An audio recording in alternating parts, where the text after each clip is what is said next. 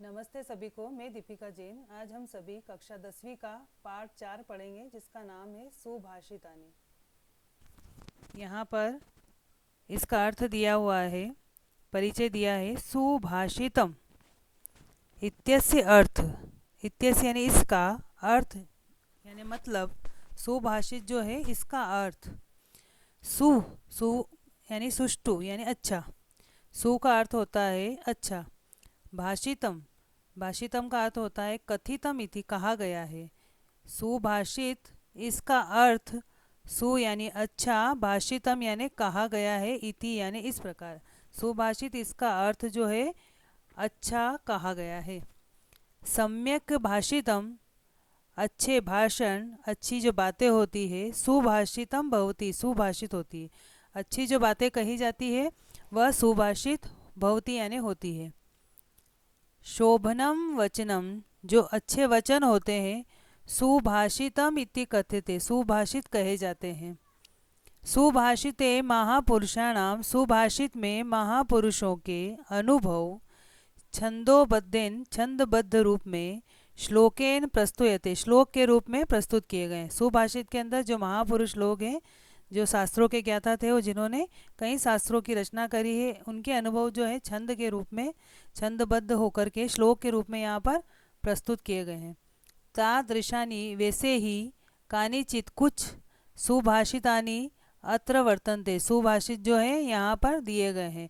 उनमें से वैसे ही जो महापुरुषों के जो अनुभव थे उन्होंने श्लोक के रूप में प्रस्तुत किए हैं, तो वैसे ही कुछ श्लोक जो हैं यहाँ पर दिए हुए हैं।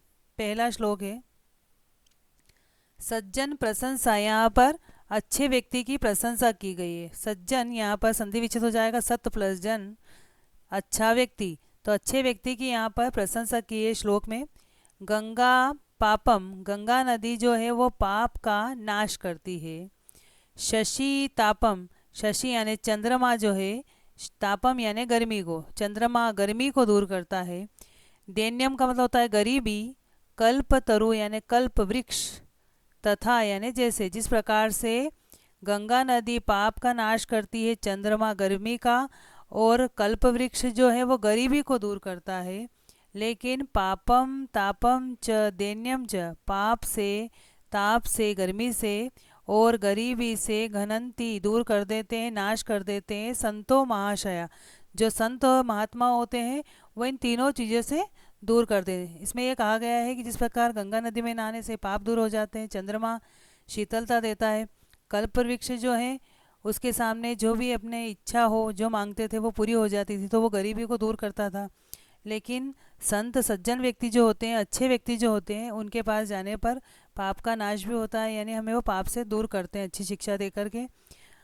ता गर्मी का मतलब हो जाता है यहाँ पर परेशानी से दूर करते हैं। हम उनके सामने जाकर के कोई भी परेशानी रखते हैं तो वह अपनी परेशानी को भी दूर करते हैं, और गरीब स्थिति होने पर वो हमारी मदद भी करते हैं, इसलिए वो गरीबी से भी दूर करते हैं। तो यहाँ पर कहा गया है कि संत महाशय जो लोग होते हैं वह पाप, ताप और गरीबी तीनों से ही दूर करते हैं। घनंती यानी नष्ट कर देते हैं, नाश कर देते हैं तीनों का।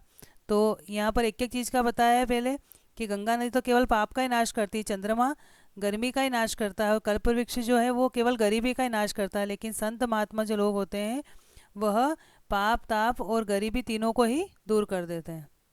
इसके बाद दूसरा श्लोक दिया है दान प्रशंसा। यहाँ पर दान की प्रशंसा की गई है कि दान देने से क्या क्या होता है। दानेन भूतानि वशी भवंती, दान देने से, भूतानि का मतलब होता है प्राणी, वशी भवंती वश में, भवंती यानी हो जाते हैं। दान देने से प्राणी वश में हो जाते हैं, यानी कोई भी व्यक्ति जो है किसी को दान दे देता है तो वो व्यक्ति उसके वश में हो जाता है, यानी वो जो काम बोलता है उसको करना पड़ता है क्योंकि उसने किसी से दान ले लिया। दानेन वेरान्यपि, दान देने से, वेरान, वेर का मतलब होता है दुश्मनी, अपी का मतलब होता है भी, यहाँ पर वेरानी हो जाएगा, वेरानी यानी दुश्मनी भी। दान देने से दुश्मनी भी यान्ति यानी हो जाती है, नाशम यानी नष्ट। दान देने के बाद जो दुश्मनी होती है वह भी नष्ट हो जाती है, यानी किसी व्यक्ति को दान दे दिया जाए तो जो दुश्मन होगा वो भी अपना दोस्त बन जाता है। परो अपि, परो यानी पराया व्यक्ति भी या दूसरा व्यक्ति, अपि यानी भी, बंधुत्वम यानी हमारा भाई बंधु, उपेति यानी प्राप्त हो जाता है, दाने यानी दान से। दान देने से पराया व्यक्ति भी हमारा भाई बंधु बन जाता है, यानी जो पराये होंगे वो भी उसको अगर हमने कोई दान दे दिया है तो वो अपना बन जाता है। दानम ही सर्व व्यसनानि हंति, दान ही सर्व व्यसनानि यानी सारी बुरी आदतों को हंति यानी दूर कर देता। दान देने से सारी बुरी आदतें भी दूर हो जाती हैं, यानी कोई व्यक्ति में बुरी आदत हो उसको अगर हम दान देते हैं तो धीरे धीरे वह अपनी बुरी आदत भी छोड़ देता है। तो इस प्रकार से कहा गया है कि दान देने से प्राणी वश में होते हैं, दान से दुश्मनी भी नष्ट हो जाती है और पराया व्यक्ति भी हमारा भाई बंधु बन जाता है। दान से सारी बुरी आदतें दूर हो जाती है। इसके बाद में तीसरे श्लोक में दिया है उद्यम प्रशंसा, यानी जो व्यक्ति उद्योग करते हैं, मेहनत करते हैं, परिश्रम करते हैं, उसकी यहाँ पर प्रशंसा की गई है। ना अति उच्च शिखरो, यहाँ पर न अलग हो जाएगा, अ अलग हो जाएगा और ये त आधा जो है उसमें से य जो है ई की मात्रा बन जाएगा अति, अति यानी बहुत ज़्यादा। यहाँ से ऊ की मात्रा उच्च शिखरो, ना अति उच्च शिखरो, नहीं है ऊंचा शिखरो यानी शिखर, किसका शिखर, मेरूर, मेरू पर्वत जो है उसका शिखर भी ऊंचा नहीं है। नाति नीचम, न यानी नहीं, अति यानी बहुत ज़्यादा, नीचम यानी नीचा है, रसातलम यानी पाताल, पाताल भी जिसके लिए नीचा नहीं है, यानी वो व्यक्ति वहाँ भी पहुँच सकता है। व्यवसाय द्वितीया नाम, जो व्यक्ति मेहनत करते हैं, परिश्रम करते हैं, उद्योग करते हैं, ऐसे व्यक्ति के लिए ना अपि नहीं है भी, अपारो यानी पार करना कठिन, महोदधि यानी समुद्र, समुद्र को पार करना भी जिसके लिए कठिन नहीं है। यानी इनमें तीन चीज़ों के नाम बताए हैं कि मेरू पर्वत का शिखर यानी चोटी जो है वह भी ज़्यादा ऊंची नहीं है और पाताल भी जिसके लिए नीचा नहीं है और महासागर को पार करना भी कठिन नहीं है। किसके लिए, जो व्यक्ति मेहनत करते हैं, उद्यमशील लोगों के लिए यहाँ पर बताया गया। तो इसका हिंदी अर्थ है कि जो लोग मेहनत करते हैं उनके लिए मेरू पर्वत का शिखर भी ज़्यादा ऊंचा नहीं है और पाताल भी नीचा नहीं है और महासागर को पार करना भी उनके लिए कठिन नहीं, यानी उनके लिए कोई भी कार्य असंभव नहीं होता, वो उस काम को कर जाते हैं क्योंकि वो व्यक्ति परिश्रमशील होते हैं। इसके बाद यहाँ पर वीर की प्रशंसा की गई है कि वीर व्यक्ति कैसे होते हैं।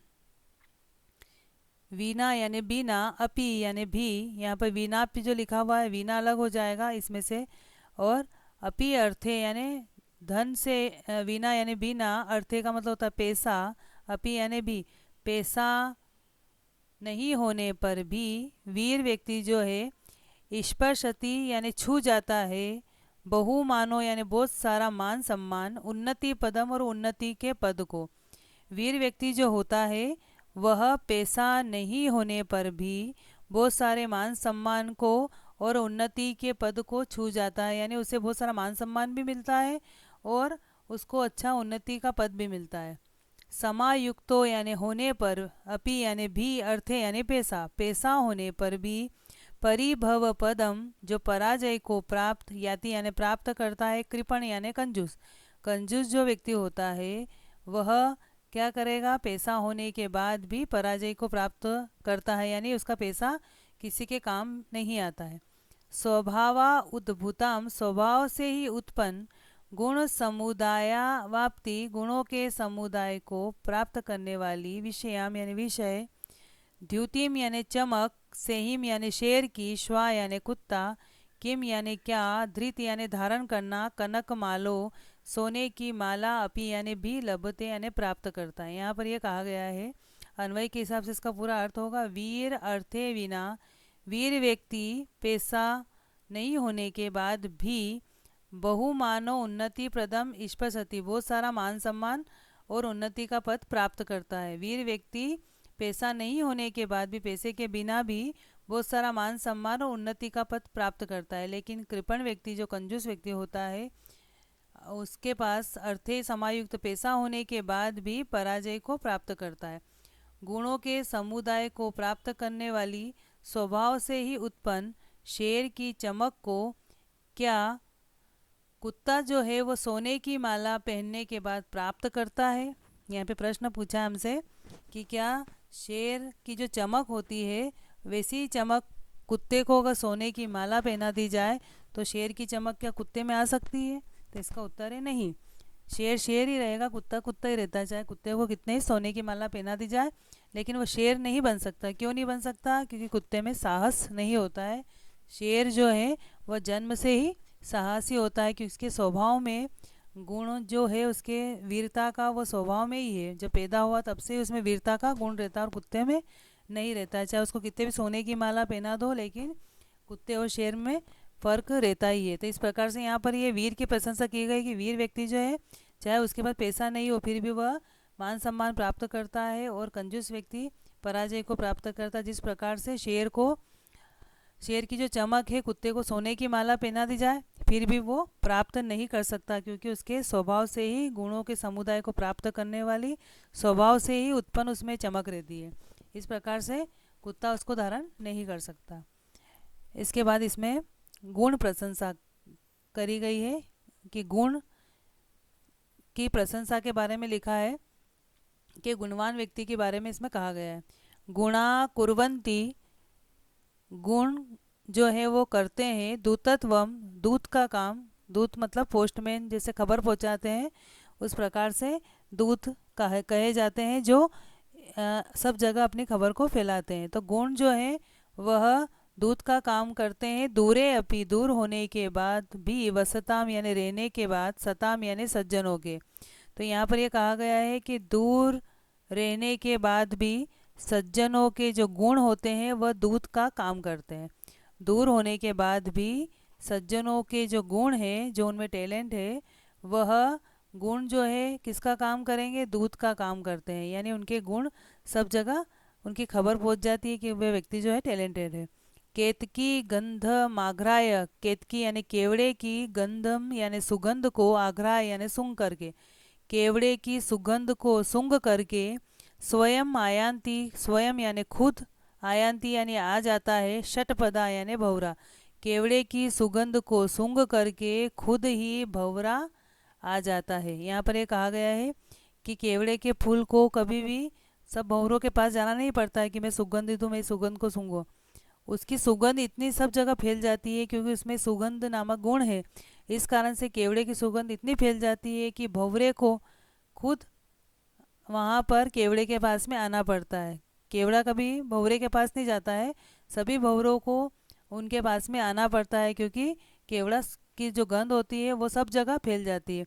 उसी प्रकार से यहाँ पे कहा गया है कि सज्जनों के अंदर जो गुण होते हैं ना, वो सब जगह इतने फैल जाते हैं कि दूर दूर से व्यक्ति उनके पास में आते हैं। इसलिए कहा गया है कि दूर हो रहने के बाद भी सज्जनों के गुण जो है वह क्या करते हैं? दूत का काम करते हैं। जैसे हम भी आज कोई भी व्यक्ति को काम होता है तो हम उसके बारे में तलाश निकालते हैं कि ये व्यक्ति, ये डॉक्टर ही है, कि ये बहुत अच्छा इलाज करता है, तो हम चाहे वो देश में हो चाहे विदेश में कितना भी दूर हो, फिर हम उसके पास में पहुंच जाते हैं, क्योंकि उस व्यक्ति में गुण है तो सारे व्यक्ति उसके पास में पहुंच जाते हैं। तो इसलिए कहा गया है कि व्यक्ति में गुण होना बहुत ज़रूरी है।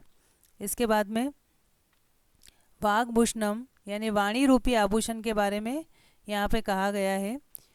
केयूरा यानी बाजूबंद, न विभूषयंती नहीं सजाते हैं, पुरुषम यानी व्यक्ति को, मनुष्य को कभी भी बाजूबंद जो है वो नहीं सजाते, यानी उससे भी वो अच्छा नहीं लगता है। हारा ना चंद्रोज्वला, चंद्रोज्वला यानी चंद्र के समान उज्जवल, हार भी उसकी शोभा को नहीं बढ़ाते हैं। यानी पुरुष जो होता है, व्यक्ति जो होता है या मनुष्य जो होता है, उसके बाजूबंद भी उसकी शोभा को नहीं बढ़ाता है, और चंद्र के समान उज्जवल हार भी उसकी शोभा को नहीं बढ़ाते हैं। न स्नानम, न नहाने धोने से उसकी शोभा बढ़ती है, न विलेपनम, न उपटन लगाने से उसकी शोभा बढ़ती है, न कुसुमम, न फूलों से, नालंकृता नहीं सजे हुए, मूर्धजा यानी बालों से, सजे हुए बालों से भी उसकी शोभा नहीं बढ़ती। तो उसकी शोभा बढ़ती किससे? वाणी का समलंग करोती, एक वाणी ही उसको सजाती है। पुरुषम या पुरुष को सजाती, व्यक्ति को सजाती, या यानी जो संस्कृताधारित है, संस्कार युक्त जो वाणी होती है वही उस पुरुष की शोभा को बढ़ाती है। शीयंत यानी नष्ट हो जाते, खलु यानी निश्चित तौर पर, भूषणानी यानी आभूषण, निश्चित तौर पर जो आभूषण है दूसरे सारे वह नष्ट हो जाते हैं। सततम यानी लगातार रहता है, हमेशा रहता है, सदा रहता है। वाग भूषणम, भूषणम वाणी रूपी जो आभूषण है वो हमेशा के लिए रहता है। यानी हम भी किसी व्यक्ति को उसकी वाणी से ही याद करते हैं कि वह व्यक्ति बहुत अच्छा था। चाहे किसी पुरुष को, किसी व्यक्ति को हम कितने ही गहनों से सजा दे, फूलों से सजा दे, अच्छा नीला धुला दे, उपटन लगा दे, अच्छे बाल सजा दे, लेकिन उसकी वाणी अगर अच्छी नहीं तो उसे कोई भी याद नहीं करता। तो यहाँ पर कहा गया है संस्कार युक्त वाणी ही उस पुरुष को, उस व्यक्ति को सजाती है, क्योंकि सारे आभूषण नष्ट हो जाते हैं, एक न एक दिन पृथ्वी पे जितनी भी चीज़ें सब नष्ट हो जाती है, लेकिन वाणी रूपी आभूषण जो है कभी नष्ट नहीं होता, यानी वाणी से लोग उसको याद करते हैं। इसके बाद क्षमा के बारे में बताया है। क्षमा यानी माफ़ करना, किसी को माफ़ी देना, उसके बारे में कहा गया है। क्षमा शस्त्रम, क्षमा रूपी शस्त्र, शस्त्र का मतलब होता है हथियार, क्षमा रूपी हथियार करे यानी हाथ में, यश मतलब जिसके, जिसके हाथ में क्षमा रूपी शस्त्र है, यानी किसी के हाथ में, उसके हाथ जब खोलेंगे तो उसके हाथ में हथियार कौन सा है, क्षमा करने का, यानी माफ़ करने का। उसको कोई कुछ भी बोले वो सबको माफ़ कर देता है। तो क्षमा रूपी शस्त्र जिस व्यक्ति के हाथ में है, दुर्जन यानी खराब व्यक्ति, किम करिष्यति उसका क्या करेगा, किम यानी क्या, करिष्यति यानी करेगा, उसका क्या करेगा, यानी कोई व्यक्ति खराब व्यक्ति है, उसको गाली गलौज करता है या कुछ भी भला बुरा बोलेगा, लेकिन वह व्यक्ति सामने से कोई जवाब ही नहीं देगा, वह उसको माफ़ कर देगा अगर, तो वो खराब व्यक्ति उसका कुछ नहीं बिगाड़ सकता, वो 1-2 घंटा 4 घंटा 10 घंटे बोल के वापस चला जाएगा। तो क्षमा करने से व्यक्ति का भला ही होता है। इसमें आगे बताया गया है अतृणे, जहाँ तिनके नहीं हो, तृण मतलब तिनका, अ यानी नहीं हो, तिनके नहीं हो, पति तो यानी गिर जाए, वहनी यानी आग, आग अगर जहाँ पर तिनके नहीं हो ऐसी जमीन पर गिर जाती है, स्वयं एव खुद ही, स्वयं यानी खुद, एव का मतलब होता है ही, उपशाम्यति यानी बुझ जाती है, खुद ही बुझ जाती है। जहाँ पर तिनके नहीं हो ऐसी ज़मीन पर अगर आग गिर जाए तो वह खुद ही बुझ जाती है, यानी जिस ज़मीन के ऊपर कोई तिनका नहीं है वहाँ पर अगर हम माचिस की तीली जला के फेंक देंगे तो वहाँ वो माचिस की तीली अपने आप ही बुझ जाएगी। और जहाँ पर बहुत सारे तिनके फैले हुए हों, अगर वहाँ पर कोई आग लगा देता है तो वह सब जगह फैल जाती है, क्योंकि वहाँ पर तिनके मौजूद थे। उसी प्रकार से अगर हमारे मन के अंदर किसी के प्रति बैर उत्पन्न है पहले से ही, तो कोई तीसरा व्यक्ति आकर के अगर हमको भड़काता है तो वो आग हमारे अंदर जो जितनी थी उससे ज़्यादा बढ़ जाती है और फिर लड़ाई झगड़ा हो जाता है। इससे हमारा भी नुकसान होता है, सामने वाले का भी। तो इसमें कहा गया है कि क्षमा करना, उससे हमारा ही फ़ायदा होगा, क्योंकि आपका खराब व्यक्ति उससे कुछ भी नहीं बिगाड़ सकता है। इसके बाद यहाँ पर मित्र स्वरूपम बताया है कि दोस्त कैसा होना चाहिए, मित्र का स्वरूप कैसा होता है। मित्रम प्रीति रसायनम, मित्र जो होता है, दोस्त जो होता है, प्रीति रसायनम, प्रीति यानी प्रेम रूपी रस का आश्रय होता है, यानी वह मित्र जो होता है हमारा, वह उसके पास जाने पर हमको अच्छा प्रेम मिलता है। तो मित्र जो है वह प्रेम रूपी रस का आश्रय होता है। नय नयो यानी दोनों आँखों को, यहाँ पे नय नयो जो है इसमें द्विवचन है, इसलिए नय नयो यानी दोनों आँखों को। आनंदनम यानी आनंदित करता है, चेतस, चेतस यानी मन को, हमारे आँखों को और मन को वह आनंदित करता है। जब हम किसी अपने फ्रेंड को देखते हैं, दोस्त को देखते हैं, तो हमारी आंखें भी खुश हो जाती है और हमारा मन भी खुश हो जाता है। इसलिए कहा गया है कि मित्र जो होता है वो प्रेम रूपी रस का आश्रय होता है और आँखों को और मन को आनंद देने वाला, खुशी देने वाला होता है। पात्रम यानी पात्र होता है, सहयत यानी जो, सुख दुखियो यानी सुख और दुख का, सह यानी साथ में, जो हमारे सुख और दुख दोनों का साथ में सहभागी होता है। भवेत मित्रेण तद दुर्लभम, ऐसे मित्र जो होते हैं वह दुर्लभ होते हैं, यानी बहुत कम मिलते हैं, जो हमारे सब सुख दुख के साथ में सहभागी हो, ऐसे मित्र बहुत कम मिलते हैं। ये च अन्य, जो अन्य मित्र, सुहृदय यानी जो अन्य दूसरे मित्र है, समृद्धि समय, जब हमारा अच्छा समय चल रहा हो, हमारे पास बहुत सारा पैसा हो, समृद्धि के समय में, द्रव्य अभिलाषा यानी कुछ लेने के लालच में, द्रव्य यानी पैसा या कोई भी वस्तु सामान लेने के अभिलाषा लालच में जो है आकुला व्याकुल रहते हैं, यानी उस समय आते हैं।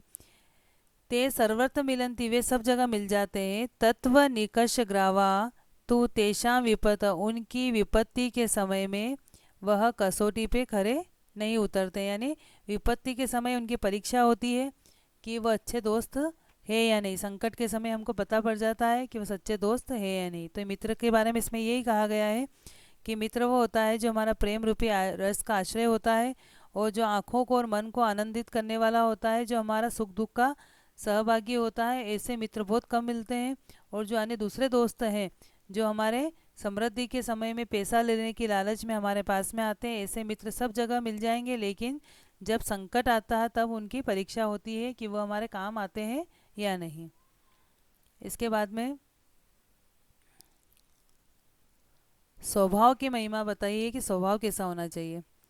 सर्वस्व यानी सभी की ही यानी क्योंकि परीक्षन्ते यानी परीक्षा होती है, सभी की परीक्षा होती है। स्वभाव स्वभाव से, नेतरे गुणा नहीं होती है, इतरा गुणा यानी दूसरे गुणों से, यानी आपके कितने ही गुण हो, आपके अंदर कितना ही टैलेंट हो, लेकिन आपकी परीक्षा स्वभाव से होती है। नेचर अच्छा होना बहुत ज़रूरी है, आपके अंदर कितने ही गुण हैं, लेकिन अगर आपका स्वभाव अच्छा नहीं है तो कोई भी आपसे बात करना पसंद नहीं करता है। इसलिए कहा गया है कि सभी गुणों से ज़्यादा जो है इसमें स्वभाव से ही आपकी परीक्षा होती है। अतीत यानी छोड़ करके, ही यानी क्योंकि, गुणान यानी गुणों को, सर्वान यानी सभी, सभी गुणों को छोड़ करके, स्वभाव यानी अपने नेचर को, मूर्धन यानी मुख्य, वर्तते यानी रखें या अपने स्वभाव को मुख्य बनाए, यानी सभी गुणों को छोड़ करके सबसे पहले अपने स्वभाव को अच्छा बनाए। यानी आज के समय में सभी लोग जो हैं अपने अंदर गुण यानी टैलेंट को विकसित करने में लगे रहते हैं, लेकिन स्वभाव को अच्छा नहीं बनाते, जिसमें कहा गया है कि सभी सभी गुणों को छोड़ करके सबसे पहले अपने स्वभाव को मुख्य रखें, प्रमुखता दें, यानी यहाँ पर उसको सर्वोच्च माने कि सबसे अच्छा अपने को सबसे पहले अपने अंदर क्या विकसित करना है, तो स्वभाव को अच्छा बनाना है, उसके बाद फिर गुण। तो कहा गया है सभी की परीक्षा स्वभाव से होती है, गुण जो है वो दूसरे नंबर पे आते हैं, गुणों से नहीं होती है। इसलिए गुणों को छोड़ करके स्वभाव को ही सर्वोच्च सबसे ऊपर रखना चाहिए। इसके बाद यहाँ पर अल्पज्ञ महिमा बताइए। अल्पज्ञ यानी कम ज्ञानी का स्वभाव कैसा होता है। अल्पज्ञ स्वभाव यानी कम ज्ञानी व्यक्ति का स्वभाव। यदा किंचित ज्ञो अहम, यदा यानी जब, किंचित का मतलब होता है थोड़ा, ज्ञो यानी जानकार बना, अहम यानी मैं, जब मैं थोड़ा बहुत जानकार बना, गज इव हाथी के समान, इव का मतलब होता समान, मदा अंध घमंड में अंधा, मद का मतलब होता घमंड, अंध मतलब अंधा, घमंड में अंधा, समभवम यानी हो गया, जब मैं थोड़ा बहुत ज्ञानी बना तब मैं हाथी के समान घमंड में अंधा हो गया। तदा यानी तब, सर्वज्ञो यानी सब कुछ जानता हूँ, अस्मि यानी हूँ, मैं सब कुछ जानता हूँ, अस्ति अभवत अवलिप्तम मम मन, मेरा मन जो है वो यह ऐसा मानने लग गया कि मैं सब कुछ जानता हूँ।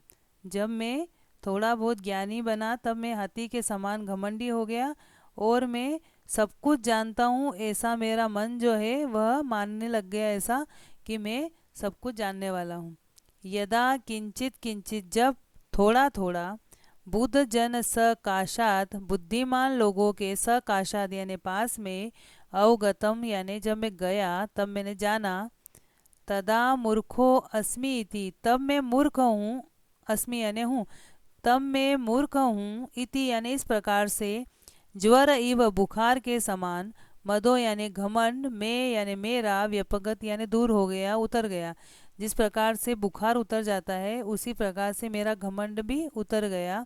कब उतरा, जब मैं बुद्धिमान लोगों के पास में जाने लग गया और उनसे मैंने जाना कि मैं तो मूर्ख हूँ। तो यहाँ पर अल्पज्ञ का स्वभाव बताया है कि कम ज्ञानी व्यक्ति कैसा होता है कि जब मैं थोड़ा बहुत ज्ञानी बना तब हाथी के समान मैं घमंडी हो गया।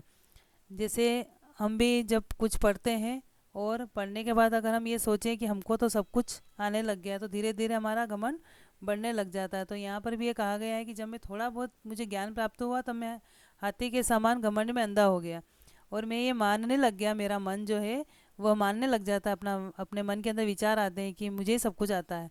तो ऐसा मेरा मन जो है वह ऐसा मानने लग गया, अवलिप्त हो जाना यानी मानने लग जाना कि मैं सर्वज्ञ, मैं सब कुछ जानने वाला हूँ, सब चीज़ों का ज्ञाता हूँ।